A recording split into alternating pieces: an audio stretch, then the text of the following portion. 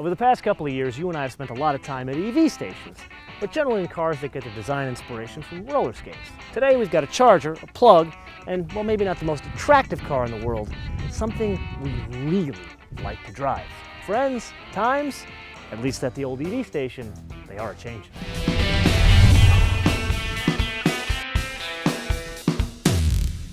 Okay, so plugs and chargers are great and all, but how does it fit into the world of Porsche Panamera? And really to understand it, I think we need to look at the other Panameras first.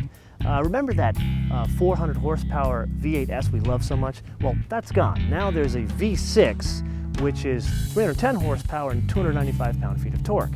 And then the area that the V8 was supposed to be in is now the V6 twin turbo. That's the S. That's 420 horsepower, 384 pound-feet of torque at 6,000 RPM. But there is still a V8, it's called a GTS now. That's 440 horsepower. We like more horsepower, but oddly the same torque as the V6 twin turbo, 384 pound-feet of torque at 6,700 RPM. Yeah, there's the mental patient that is the turbo and the Turbo S, but we're talking about electrons and MPG today, so I think we need to get to this one. This has a V6, 333 horsepower, 325 pound-feet of torque. And of course it is a parallel system, so there's an electric motor that puts out 95 horsepower and 229 pound-feet of torque, just from a little electric motor. The overall system power is 416 horsepower, 435 pound-feet of torque. That's more than both the V6 twin turbo and the V8. But as much as we'd love to go canyon carving or drag racing in a car like this, it's not really, that's not the mission here. This is more around town. So oddly, we're going to take a Porsche around town. But like our last EV film, that one we did a little history tour of Los Angeles, I think today, let's go take in a little local flavor. So first things first, this is not a PDK. I hate to admit it, I'm a manual transmission guy, you guys know me. The PDK is pretty fantastic. This is the Tiptronic, so it has a torque converter, but it does have 8 gears. Very well matched to this. I can't sit here and fault this transmission because it has a torque converter. Kind of like the Aston Martin, that had a torque converter, and although they changed it recently, I don't know if you guys noticed, they have the ZF, the 8-speed ZF in those things now, but I digress. This transmission, very well matched to this whole system, but what's different about it is the shifts are not as fast as the PDK. Am I really going to be pedantic and say, oh, I'd want a faster transmission in a car that's meant to go around town? Really go around town style, but go around town? Probably not. This is more transmission than you probably need, and my guess, it was put here to handle the 416 horsepower and the 435 pound-feet of torque, but really the 229 pound-feet of torque coming out of the electric motor. So just recently, you guys probably watched our 911 Turbo S film, and oh, do I miss that car. And I really didn't think most people would notice that car, because in Los Angeles, it's 911 is kind of like a Ford Taurus. But let me tell you, that thing was like a magnet. Everybody came out of the woodworks. Oh my God, that is the coolest car I've ever seen. This car has the same effect, but not for the same reason. Everyone comes up to you and says, I love your neon green brake calipers.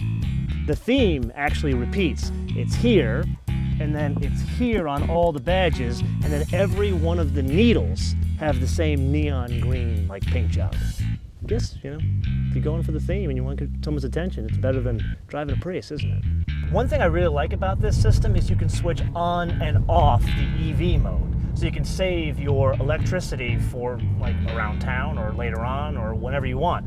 So right now we're in Eevee mode, we're in 0 right now on the TAC, but if I hit the E-Power button, it's gonna go into the gas mode. So if I hit the gas, notice the TAC just kicked in. So we're in gas mode. You would use this for, say, the freeway, where you'd want to probably get the higher fuel economy out of the gas engine, and then save the EV mode for when you're around town, where you would get better MPGE, meaning miles per gallon equivalent, using the electric motor.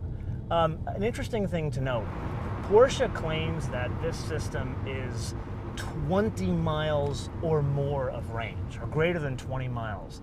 Notice they use that language. My guess is the Porsche attorneys spoke to the GM attorneys, because when the Volt came out, do you guys remember, they claimed that was 50 miles or 40 miles of range in a day. But then the car came out and everybody started testing it, and it didn't meet 50 miles. So what they did is they revised it to 35 to 50 miles of range depending on your driving. The same thing here, but I have to note, they say 20 miles. I can't say I've gotten more than 10 to say 11 miles out of a full EV charge. On the flip side of it, it only takes about 2.5 hours to charge the entire battery on a 220 charge. That's obviously because it is a much smaller battery, because you are powering the car significantly shorter periods of time on EV mode. So packaging, it's always a big concern when it comes to hybrids and EVs, mainly because where are you going to put all the batteries and all the other hybrid crap? It usually comes at the expense of the back seat and the storage area. In this case, the back seat's the same as any other Panamera. Believe it or not, the storage area is almost the same. The only thing you lose is these little cubby holes back here. And then if you want to carry your own charger, which is like this cumbersome RoboCop affair, that comes in this little neat, handy-dandy storage case, but it takes up a lot of storage space, so you could take that out and get most of the storage space back.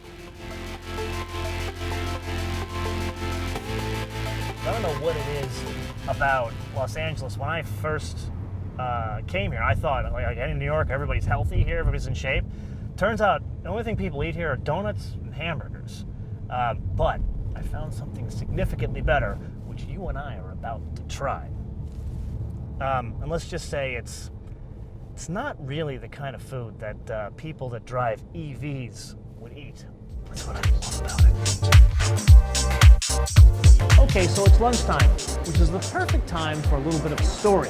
So you guys know that I'm from New York. Well, it turns out the guys who founded this place, Roscoe and Herb, are also from New York. They came here in about the mid-70s, when they opened up a small chicken and waffle place on Sunset and Gower near the studios over there. And basically they had enough money to get the lease and buy some chicken and some batter for waffles, but not enough to get through a whole shift. So the way they handled their business was they would fry some chickens and make some waffles, sell some, and then one of them would slip out the back, go to the grocery store, buy more chicken and buy more waffles. And they went that way for a while until they met a comedian, basically a guy that was kind of working his way up, and they would feed this guy because he was starving. I guess they took pity on him. And the guy would always say, you know what, when I get rich and famous, I'm gonna plug you guys, I'm gonna make sure I tell everybody about you. Like Herb, the guy basically who owns the place now, he's like, yeah, whatever, kid, you know, he just didn't want to see him starve. Well, that kid got a show called the Arsenio Hall Show.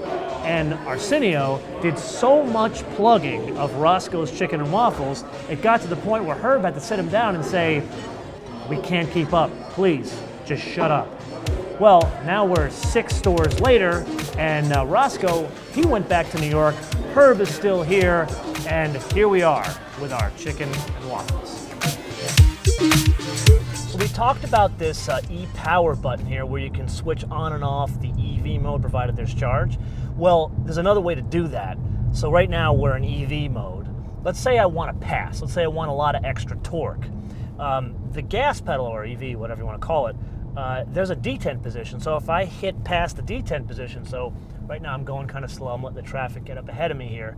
Now I want more power. I hit past the detent, the gas motor just kicks in and the thing flies, like a Panamera should.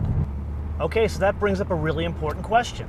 What propulsion system would you want to see in a car like this? Do you want to see diesel? Do you want to see gasoline? Do you gasoline turbo? Or do you want to see electrification like this? And if you did have electrification like this, do you want something that's got more range, which means you'd have to compromise the storage in the back and price? So hit us up via our social networks, MotoManTV, all one word, MotoManTV, all one word, or in the comments below. And don't just tell me what system you want, but why would you choose it? See you guys later. So here's the script. Click here to subscribe. Click here to watch one of our 350 other episodes. And most importantly, share us with your friends. You're already wasting half your life on Facebook, Twitter, and Instagram. MotoManTV, all one word. I don't care who you share us with. Share us with your enemies. Just give the gift of MotoMan.